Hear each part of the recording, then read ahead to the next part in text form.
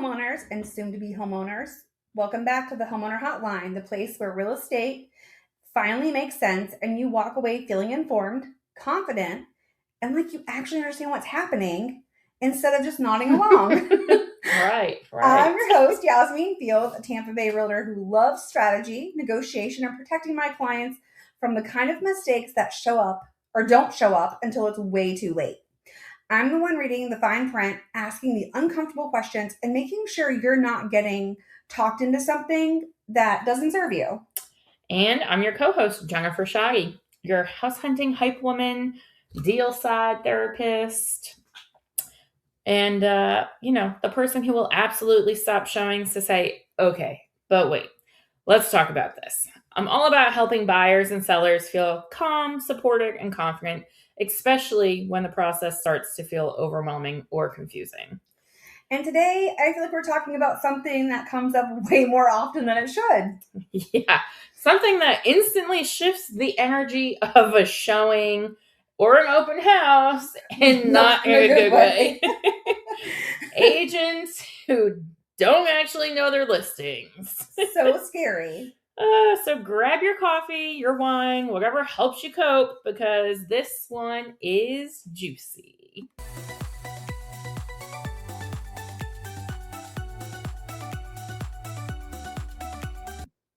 All right, welcome back. So when you're buying or selling a home, you expect the agent who's representing you to know all of the details. Well, to Jen and I, we figured out that's not always the case. Yeah, you think no guessing, no assumptions, no saying, I think so. But, actually knowing details that matter. Yeah. So today we're going to break it down for you guys. Why this happens, how much money can it cost you, how to spot red flags early, and what you should expect your agent to know. Yeah, we've also pulled actual Reddit threads for this episode. So excited about those. Yep, where buyers and other agents are ranting about experiences where details just weren't known, or worse, were flat out totally wrong. So let's go ahead and just jump right into it, I say, Yasmin. Let's do it. Let's set the scene. Why does this matter, Jen? Yeah, so let's start with why this is actually a big deal. And what we're talking about when we say this, we mean like the details. Know your listing. Yeah. Please. When you hire a listing agent, you're trusting them with your biggest asset. And knowing the basics like square footage, roof age, HOA rules, if your house is in a flood zone or not, rental restrictions, that's not extra, guys. That's the bare minimum. Yeah.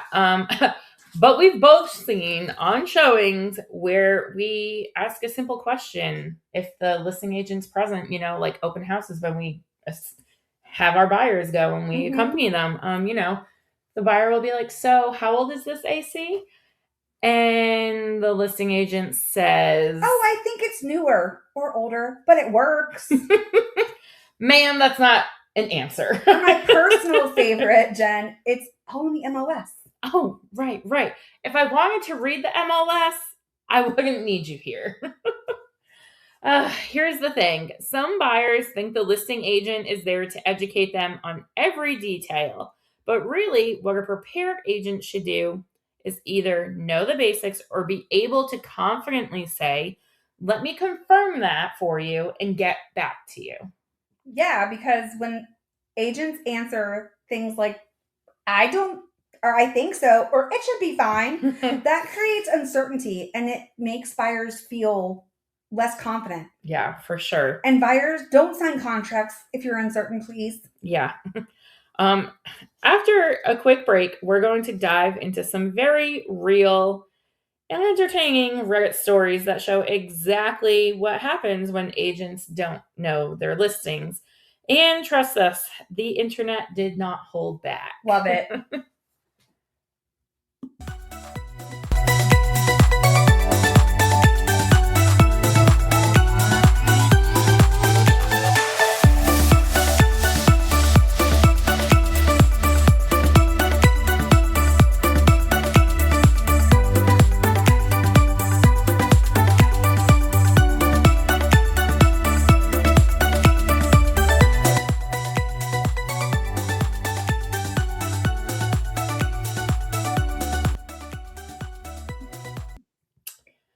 All right.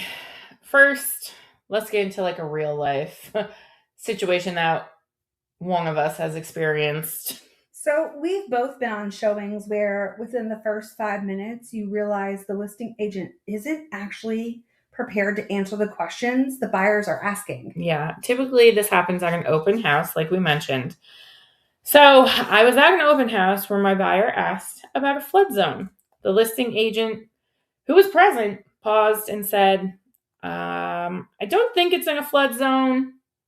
Very confidently, Well, and here in Tampa Bay, that's not a question you guess.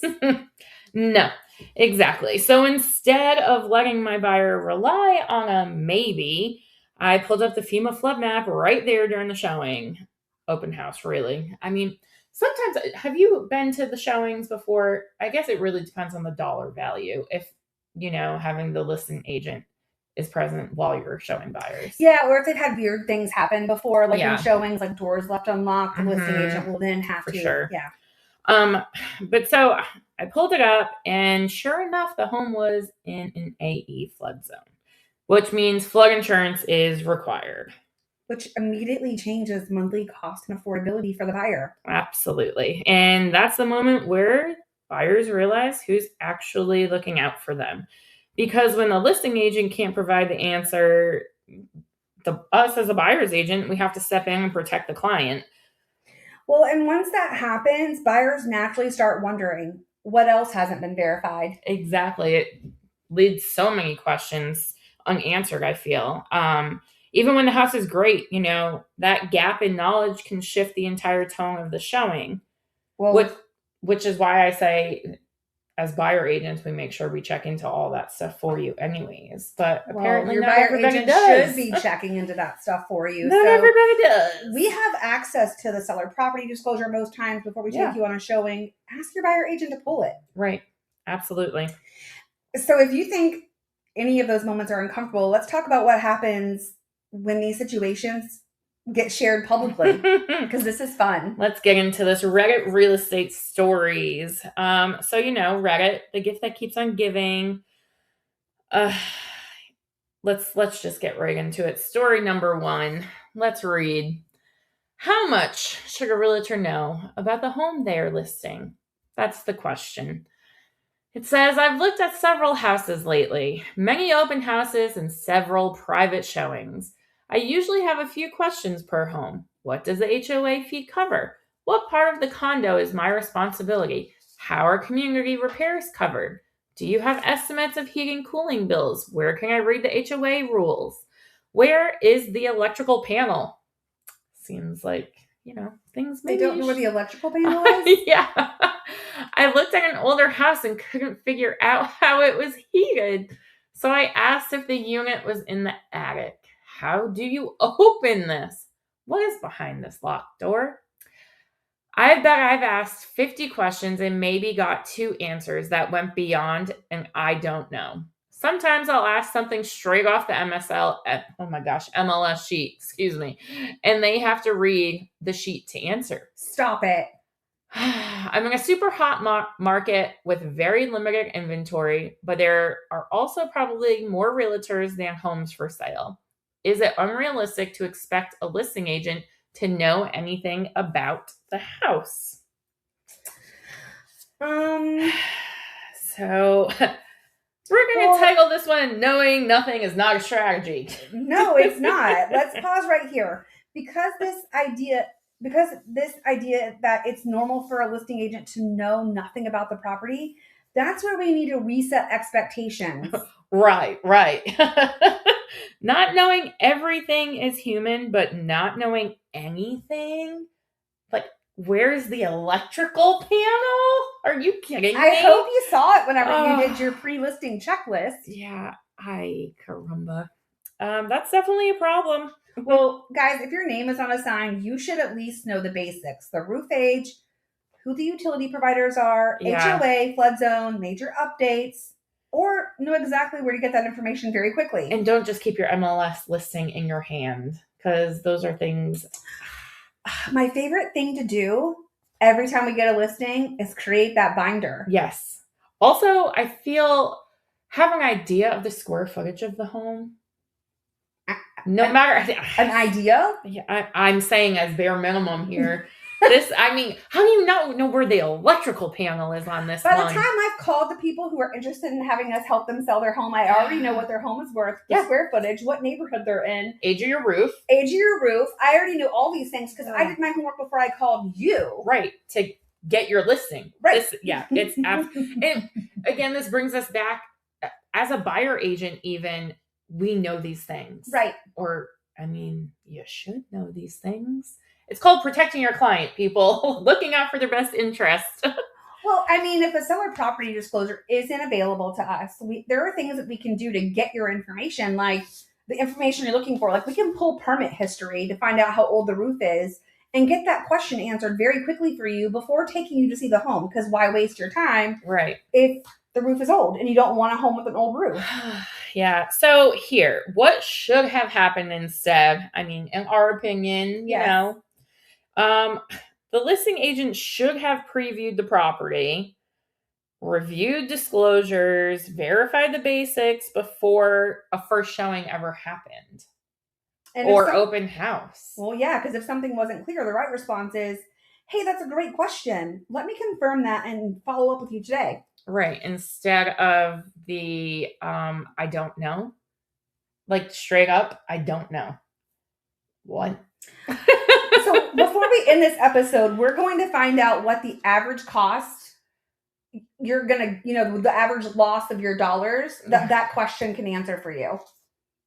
If that made any sense.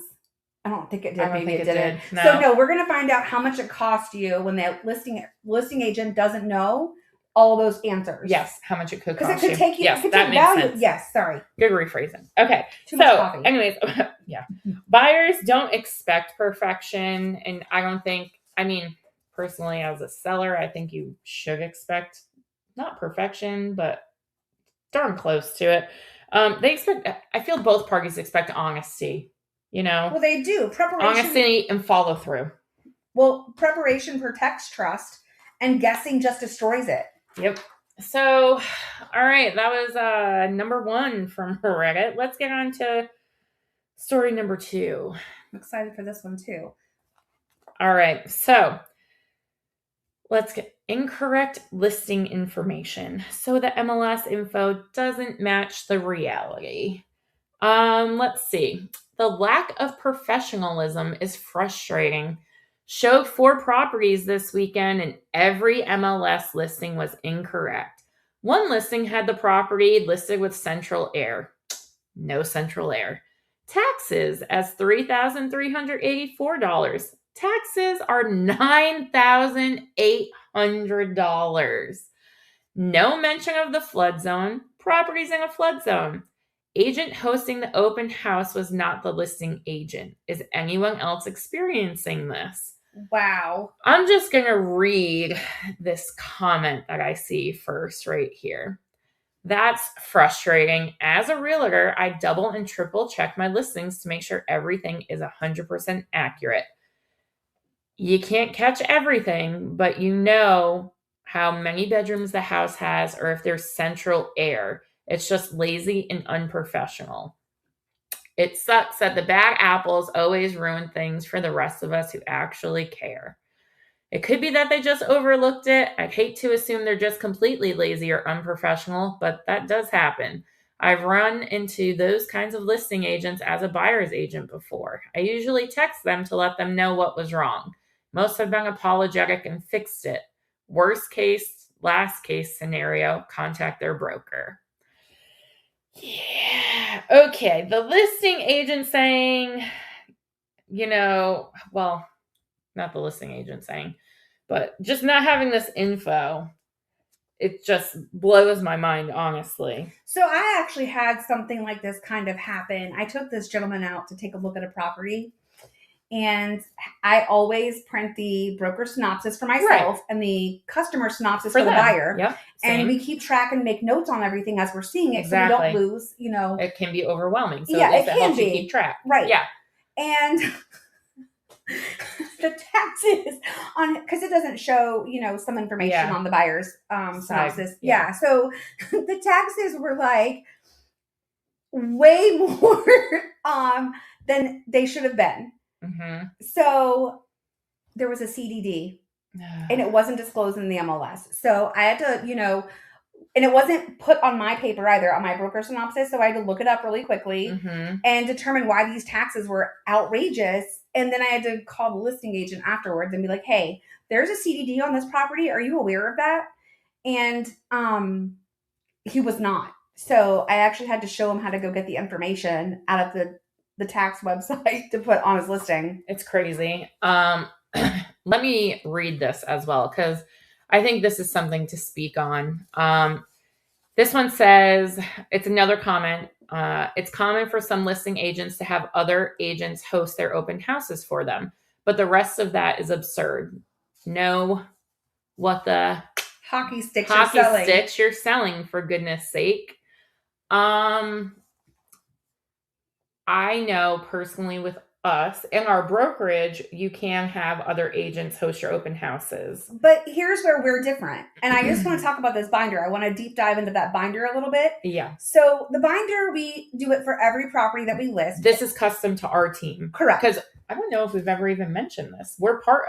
We have a real estate team called the Lux team. Of Tampa Bay, yep. And it's part of Berkshire Hathaway. Yep. I don't think we've ever mentioned that. We've never mentioned that before. This is our 6th episode. We've never mentioned it. So if you're listing with us, you can expect that we're going to go grab your tax record and we're going to put that in the binder. Mm-hmm. I'm going to call my insurance guy and I'm going to get an insurance quote. So the buyer who's coming through that door knows what their out-of-pocket insurance cost is going to be before they put the offer in. Exactly. I'm going to put your HOA bylaws in there because that's a big, big thing.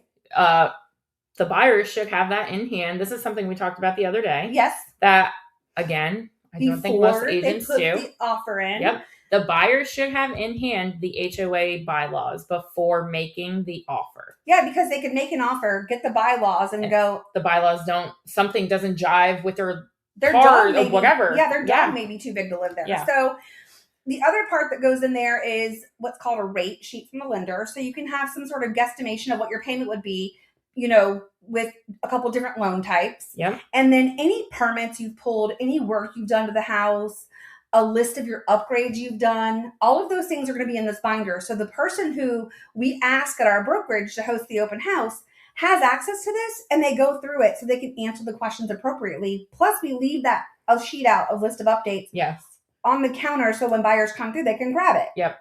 But typically too, I mean, I know it's because we have a team.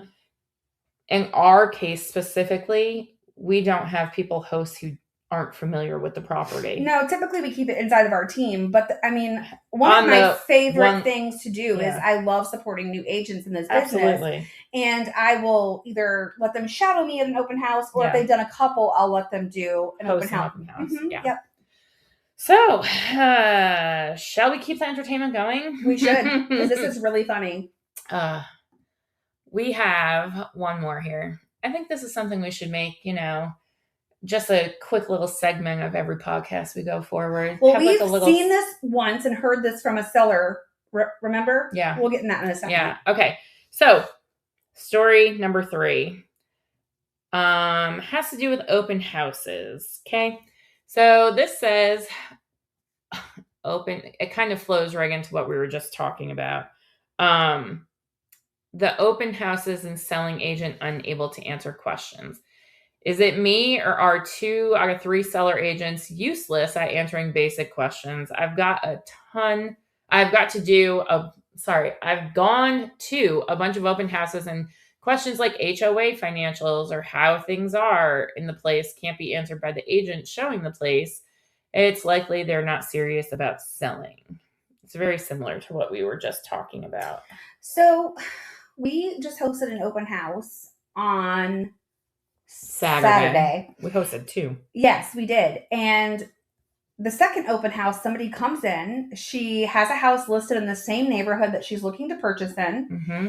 And she said that she had an open house earlier that day. And basically her listing agent, she didn't get to pick her for whatever reason. We don't know. We didn't get into that. But what she said is that she didn't know any of the ages of things, like her roof, her water heater, things like that.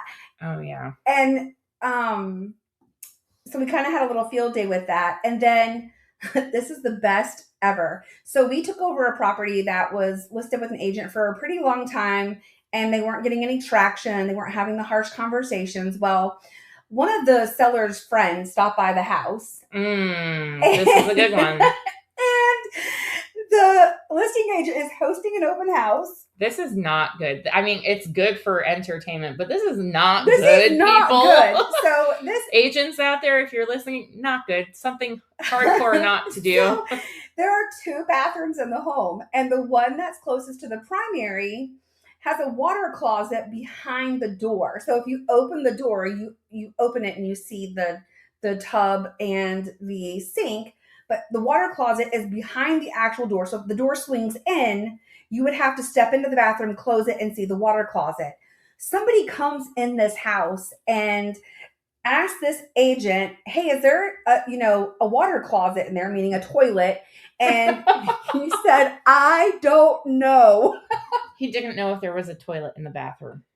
How do you not know? You've listed the home. It's a full 3-piece bathroom. Right. Like, come on now. Well, you have on your listing. Oh, okay. Well, 3 bedroom, 2 bath. Right. If you can't find the water closet. Also, let's talk about, the 2 doors that were in this listing. There's like the 2 doors on the other side of the house. Yes. And why don't you let them know what the so oh my gosh. Again, the friend came to the open house. The person wasn't the actual agent that the seller had met with. He's walking around, and the agent who's doing the open house, on one side of the house, there's another restroom. But to get to the restroom, you have to go through another door. Mm-hmm. So one door opens, and where that door opens up to is where technically that wall that it opens out, it swings out to the right. It touches another wall, which is a door for another bathroom. And the agent's there talking about how, oh yeah, just, don't worry about the doors that touch each other when you open them. Like pointing out a flaw in the house. Yeah, not something you want to do if you're looking to get this property sold, people. Absolutely not. It's definitely an interesting time out there. So my advice to everyone is to talk to your listing agent about these issues and address it early on, because you're not going to have the greatest experience if your agent doesn't know. Right, exactly. So, just looking through these Reddits a little more, a lot of the same theme is coming up about, oh my gosh, this is kind of funny. So this one's about being under contract on the house, but has an incorrect MLS listing. I'm trying to just give you a brief synopsis of it here because it's pretty long. They wanted to put, they need a newer roof within a year or 2. Let's just read the whole thing. This is the consumer. Okay. About a week ago, I had an accepted offer for a very small 500 square foot 1-bed, 1-bath house to use as a rental. I was out of town, so my wife and family friend went and looked at the house. The seller was asking $65,000. We're in the Midwest, it says. So I decided to put an offer in at $62,000 with no contingencies, cash, which was accepted. It was hard to gauge the value of the house as there's not many small houses like it anywhere in our city, especially in a similar decent neighborhood. I wanted to put in a lower offer as the house had sold 6 months ago for $43,000 and will need a new roof within a year or 2. But our realtor advised against it, making the argument, is it worth losing a house you like over a few thousand? And that a few thousand. If we put in a lower offer, they might allow more time for other offers. The seller said that they purchased the house for their daughter, but she ended up not living there. Here's the problem. Upon arriving home, I see the MLS printout of the property that the realtor had given my wife. On it, it says the house has laundry on the main floor. However, there's clearly no laundry or even a hookup for laundry. I'm Okay. curious about what I should do. I was already skeptical that I overbid. I was comfortable getting a little over as it could be a cute tiny home in a decent neighborhood, but I based my offer from comps that included what they had listed in the MLS, which included laundry. Am I making too much of a big deal of this? Should I ask for the price of laundry hookup to be taken off from the price? Should I walk away? Will I lose my earnest money? Is it our fault as we, my wife, were in the house and saw there wasn't a laundry hookup? I will also include that I do get cold feet with these purchases, so I want to make sure my skepticism is valid. What are your takeaways from that? Well, my takeaway from that is that the buyer ran comps for a property they were purchasing. Yeah. My other takeaway is your agent told you, is it worth a couple thousand? That's not 20, or that's not a couple thousand. There's a big gap there in price. And if I were the buyer agent on this, and this is just who I am, I would have listened probably and offered the 43K. Mm-hmm. And I mean, look, you can negotiate, right? Exactly. Everything's a negotiation in this business. And Yep. I would have done it where he felt comfortable, but I also would have given him the comps and told him, this is what I think you should go in at. I also am just flabbergasted that the listing agent said that there was laundry in there and there's not even a hookup for it. Yeah, it's probably a condo or something like that. Well, it's like a tiny little home. It's Okay. a tiny house. Okay, that's fair. So yeah, where's the how laundry? are you listing a property saying there's laundry and there's not even a Well, I know hookup when we for put it? it in the MLS, there's like a little laundry Yeah. section where it says room, closet, Yeah. Right. whatever. And I get like they're in the Midwest, so things might be a little different. And if anyone out there listening is from the Midwest, you can please let us know how right your listing side of things work for laundry input into the MLS. But what? I'll ask Dante. Is it something that's easy to accidentally check off? Like, hey, well, yeah, it's there's not laundry something here. that's easily not. It's not something like, look, a laundry hookup is not something that you easily can just add. That's what I'm saying. And I get from his point of view, as a buyer, you're thinking he didn't get to go see the property. Right. And you're assuming you're looking for this to be a rental, Mhm. right? Most people would like to have their own laundry in-house, so you don't have to worry about outsourcing laundry. Right, because you got to haul it down the road. And it costs money. Right. So and it's not cheap. I would not be happy. Again, maybe he should have gone to see it before making the offer himself as well. But that's like false representation. They were saying there's laundry and there's not, kind of. Well, kind of, yes. Yeah. And it could have been addressed, but this buyer put no contingencies. Yeah. So if you were in an inspection period and realized that there was no laundry, he could have backed out, got his earnest money back, but you went in with no contingencies. I never suggest that because especially if you're going in on the higher end. You never know what your situation's going to be. No, you don't.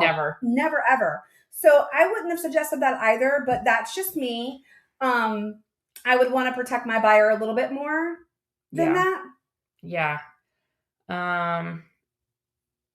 Let's see. So this comment here is a retired agent. Let me make sure I understand. You saw it. You liked it. He did not see it. His wife saw it. You liked it. You made an offer based on what you saw and it was accepted. Now you're upset that the thing was that a thing on the MLS sheet, which has words like information not guaranteed, buyer to verify, true, is not in the house that you saw and liked as it sits. Do you know that there's a part of our contract? People make mistakes. Laugh and move on. Well, people do make mistakes, but this is a big one. Mm-hmm. And I mean, if I were sending my husband to go look at a property or vice versa, there would be some sort of video call, or I would ask to go back before I wrote take a video of it. Mm-hmm. Yep. But I think, there is a part of the contract that protects us from putting mistakes in the MLS. Mm-hmm. So mistakes can happen. We're all human, right? But at the end of the day, there is a way to protect us, right? Like if a home was listed before, you can go look at the previous MLS listing. I mean, you can't copy anything from it, but right there. I mean, if you have questions that maybe that you didn't get at the listing appointment, mm-hmm. information for you to get online. And also, as agents, like, you shouldn't be afraid to ask again for the seller, hey, did you know what the year your water heater was? If not, go look. Like, I know where to find the year of a I water do too. heater. I know where to find the year of my AC as That's well. what I'm saying. Like, it is up to you as the agent to fulfill all of these things. It is. But with that entertainment for right now, let's take a quick break and we'll be back to get into why these types of things happen.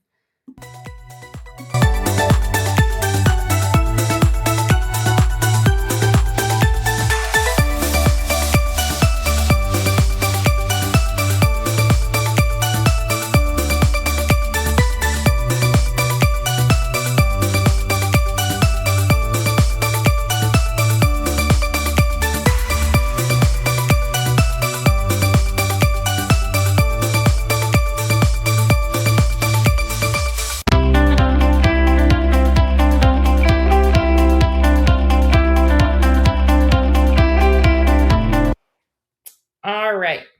So, why do these things happen? These situations why do these situations happen in the first place? Here are the common threads we see, and Reddit backs us up too.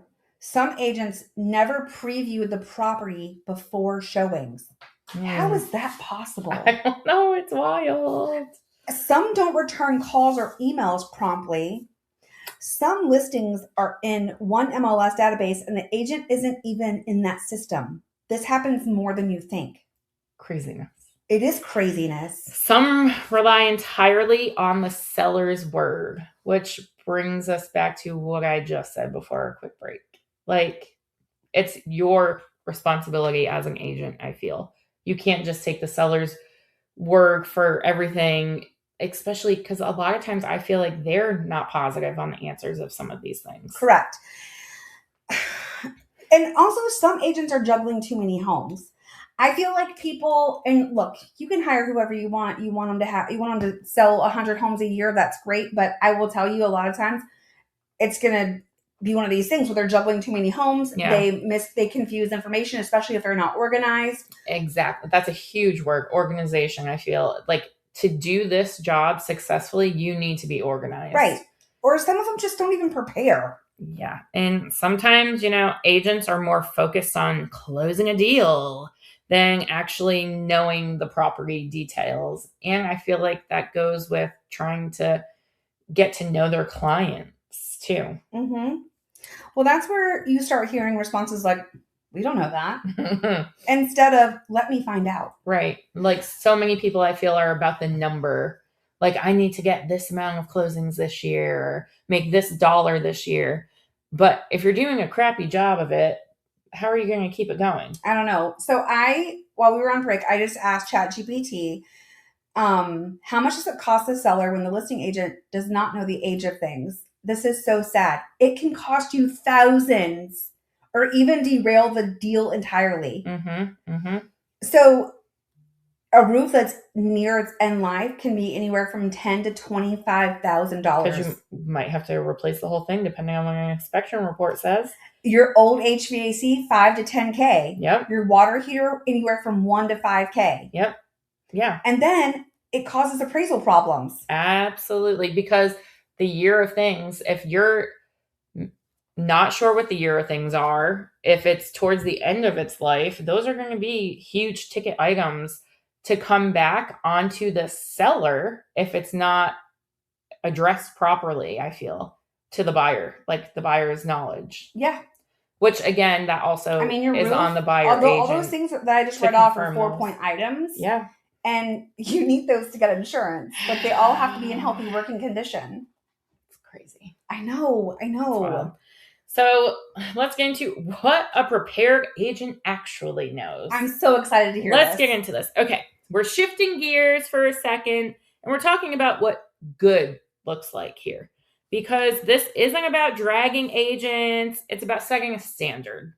Exactly. Because a prepared listing agent doesn't need to know every tiny detail on the drop of their head, but they absolutely should know the things that affect your money, your risk, and your lifestyle. Exactly. So let's start with the basics. Buyers almost always ask first the major systems, like we were just talking Yeah, about. well, in the market right now, buyers can be picky and they're looking for those homes that have, a newer roof, your Yep. HVAC, your water heater, electric panel, plumbing type. Hmm. Those are not nice to know details. Those are inspection red flags if they're unclear. Absolutely. And when an agent can confidently say, the roof was replaced in 2018. Oh, the AC, it's from 2021.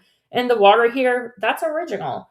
But, the buyers will instantly relax because they're getting specific dates. Yes, they will. Clarity builds trust, even if the answer isn't perfect. Exactly. The next big one, especially down here in Florida, Yep. flood zone and insurance. This is huge. A prepared agent should know whether flood insurance is required. I'm going to stop right here. I'm stopping. You Oh stop. my Go for goodness. it. So I had a deal fall apart because of this.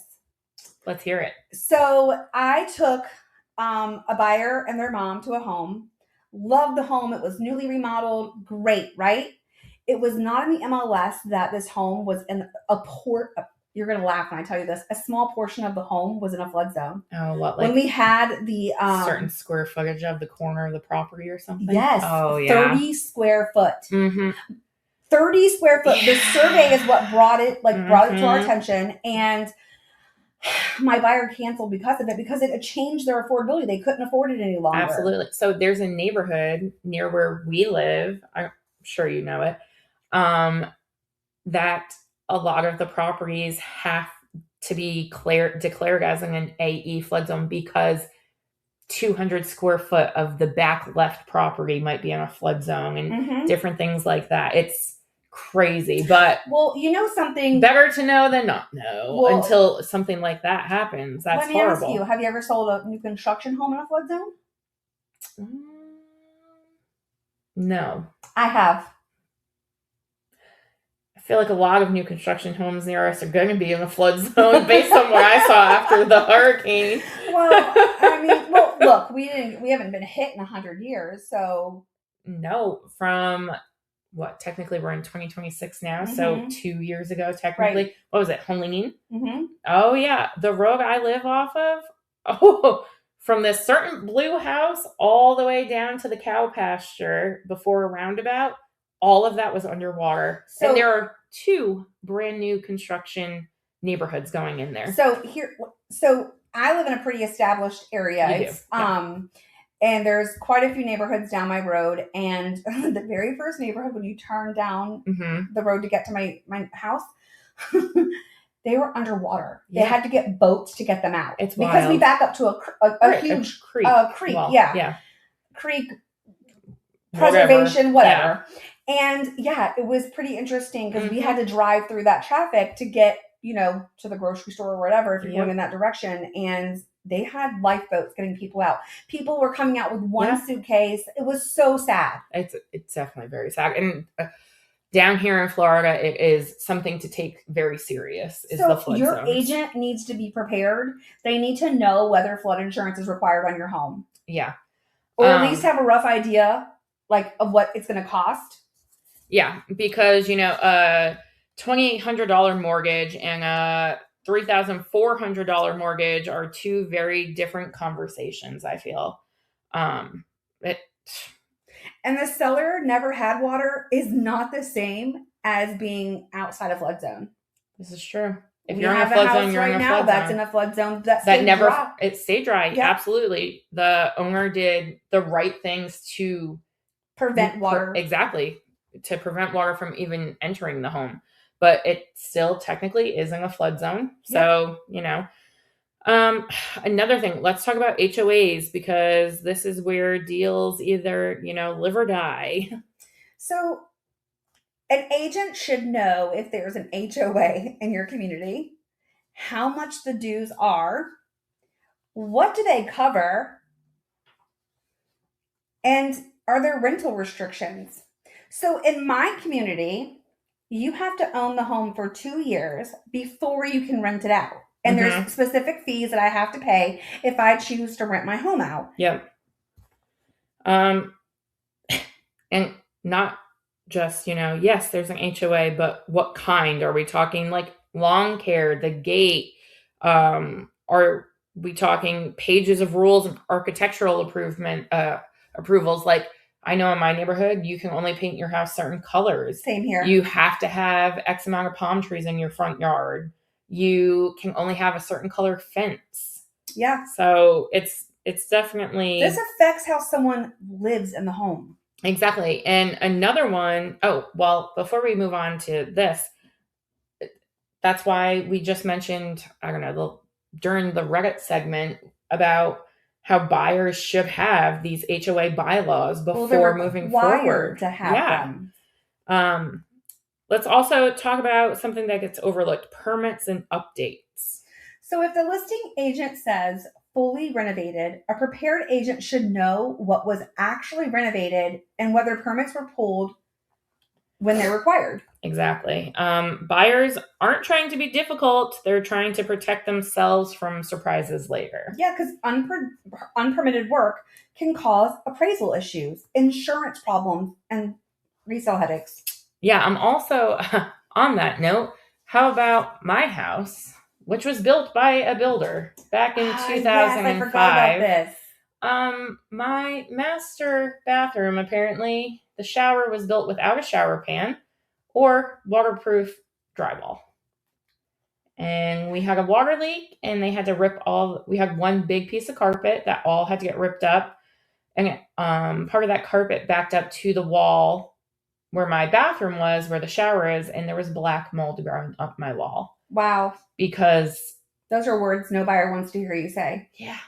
Yeah, good times. So talk about insurance, and had to have all of that remodeled. Our entire shower, which was a wall in our hallway, our wall in our master bedroom. Wasn't one of my closet. Your closet. And then on the other side of the bedroom, right? Yeah. The guest bedroom? Oh, no. My bedroom, the closet, and then my hallway. Okay. So my entire shower had to get taken down and rebuilt. That's insane. Yeah. Another one would be layout and functionality, because, buyers ask about how a home lives. Well, you should know where the laundry is. Mm-hmm. If there's an attic access, is the garage converted? The electrical panel. Where's the electrical panel? If the garage was converted, was there a permit pulled? If there's a true bedroom or just a bonus room? When we list a home, we ask our photographer to do a layout. Mm-hmm. Because those are important. Oh, yeah. I need that. So I can look at the pictures that are posted and stuff, and I can kind of piece through like the flow of the house. But I am such a visual person. I need the layout portion. Yeah. For sure. And, when an agent can't answer the questions like, is the garage converted? Things like that. At the moment, it kind of breaks the flow if you're like showing the property. Well, it does, because everybody kind of stops. The buyer starts wondering if they're seeing the whole picture. I'm still going back to that electrical panel one, man. I just don't. You not know? How do you not know? Is there an attic? Go back I don't know. Pre-inspection, or your pre-inspection. Like, we've talked about that on our show. Yeah. Have a pre-inspection done. These solves all these problems. Yeah. Look, a prepared agent should be able to talk about schools, commute considerations, nearby developments, typical buyer profiles. Look, when I list a home, I can tell you how many restaurants are near you. Yeah. Where's the closest school? Like, how many minutes to the closest school? Things like that. Yeah. So definitely knowing the neighborhood is a big thing. If you're a homeowner listening, this is what, like, things you should expect from your listing agent. I just, it's crazy. Buyers aren't just buying a house. They're buying a lifestyle, guys. Yeah, and if you're a buyer, these are the questions you should feel confident asking and expecting real answers to from your buyer's agent. So if you're an agent listening, Take notes. We say this with love. Absolutely. Like 100% love. Yes. And we're going to take another quick break, our last break, and we'll be back to talk about our area, Tampa Bay Real Talk. Love it. Touching upon some of these topics we just went over.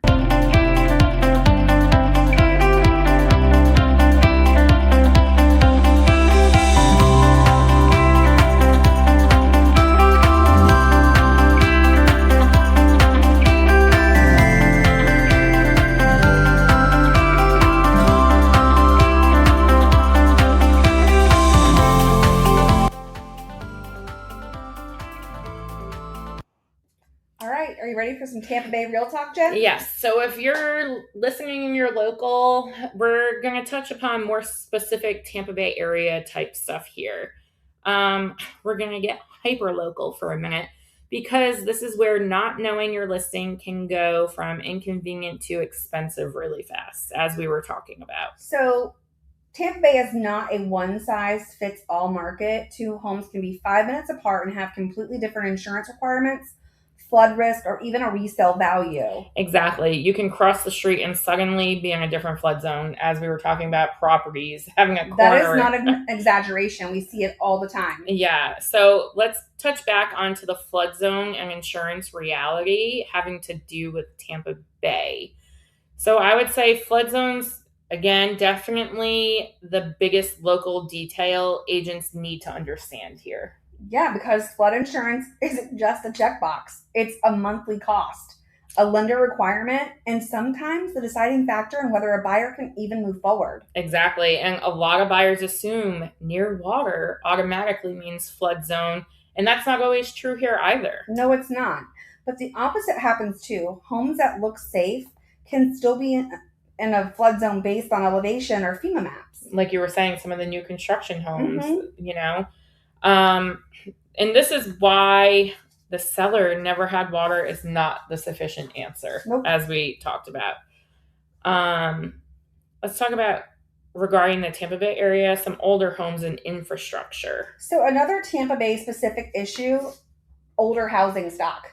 Yes. We have so many charming homes that are built in the 50s, 60s, and 70s, especially in like Dade City. Seminole Heights. In like downtown Tampa, even. Yep. Yeah, these properties are gorgeous. I love a good craftsman look with the porch. Yes. Which they're amazing, but they come with things that buyers need to understand. Crawl spaces. Cast iron pipes, aluminum wiring. Older electrical panels. Yeah, you know. They aren't just deal breakers, but they're things that affect insurance inspections and your future maintenance costs. So you need to know about them. Yeah, a prepared agent knows what's common in certain neighborhoods and can help set the realistic expectations here. Yes. Especially for those older homes with the aluminum wiring, things like that. That can be a serious... I mean, a good rewire is probably starting at like $10,000. That's what I'm saying. Yeah.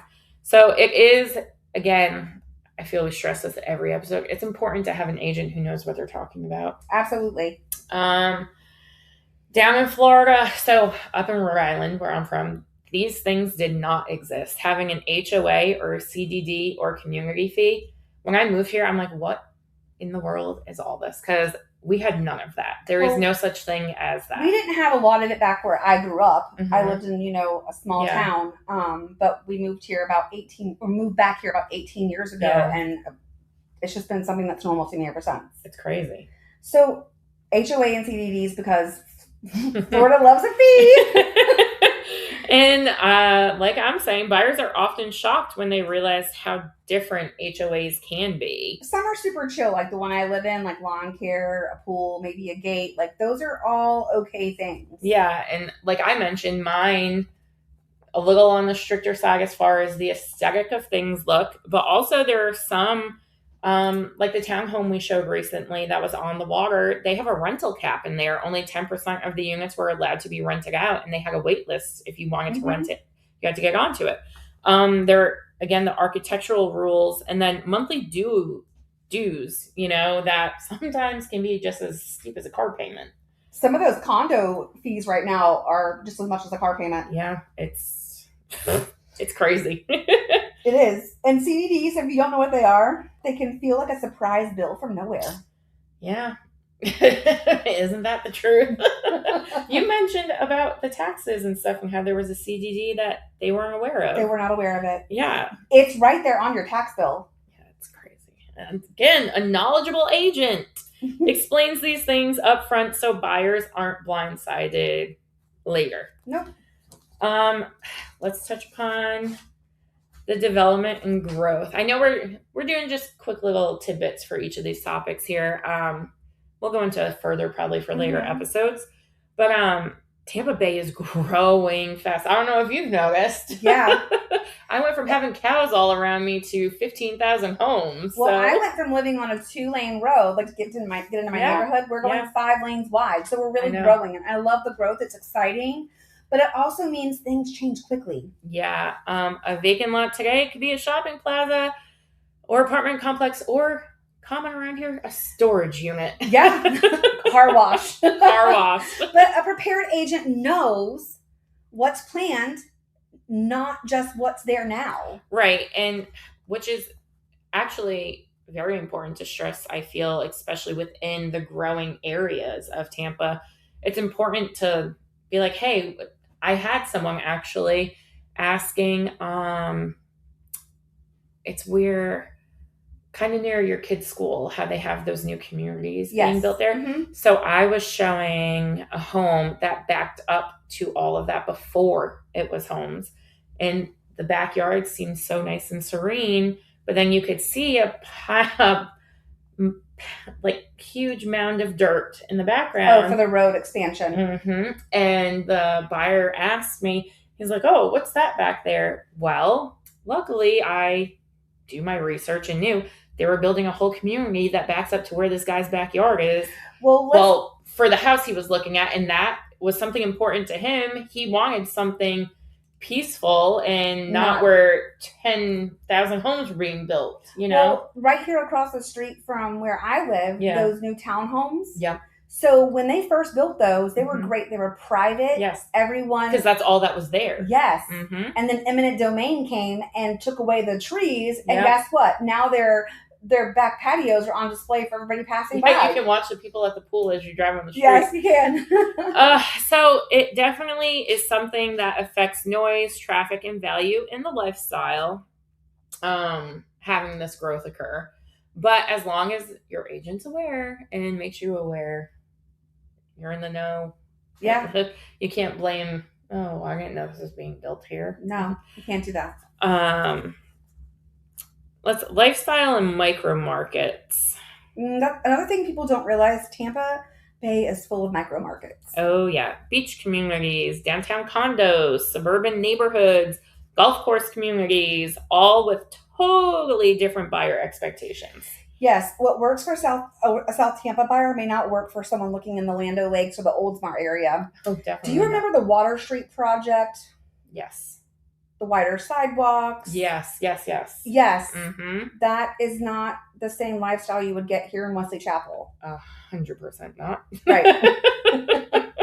And a local agent, again, understands those differences, such as we just provided a big example of if you're aware of those areas. So why is local knowledge? Why does that matter? Well, I feel knowing your listing isn't just about the house, right? Because we're not just selling the home. We're selling a location, right? So when we're talking to buyers, they're going to say things like, I want to be I fly out all the time. I want to be within 15 minutes of the airport. Yep. We've got to know the neighborhoods that are 15 minutes away from the airport. Yep. And we've got to know if it's an easy commute. Yeah. It's about location, the risk, the fees, the future, all of it. Right. And when agents don't understand the local nuances, buyers feel unsure and sellers definitely lose leverage. Absolutely. But when an agent does understand them, the process feels smoother, calmer, and more confident. And that's really the point in this whole episode. Exactly. Knowledge isn't about showing off, it's about protecting people. So let's wrap this up. Here's the bottom line: a good agent knows their listing, or at least knows where the answers are, and comes back with them fast.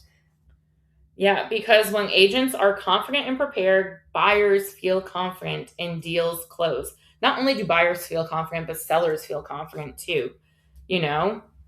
So, And that's what we're here for, to help you feel empowered, informed, and ready.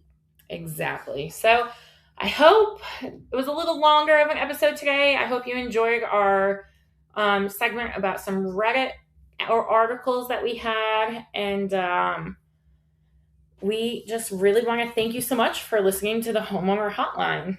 If this episode has helped you, made you laugh, or made you go, wait, what? Share it with someone who's in the middle of their home journey or before they get to their home journey. Yeah. We would love to help them. Yep. So subscribe, leave a review, follow us on social media. We're on Facebook and Instagram. If you're in the Tampa Bay area, I highly suggest giving us a listen to. We're here to make real estate feel less scary and more empowering. Yes. So until next time, call your home girls. Our phone number is 813-649-5559. We hope you enjoyed this episode.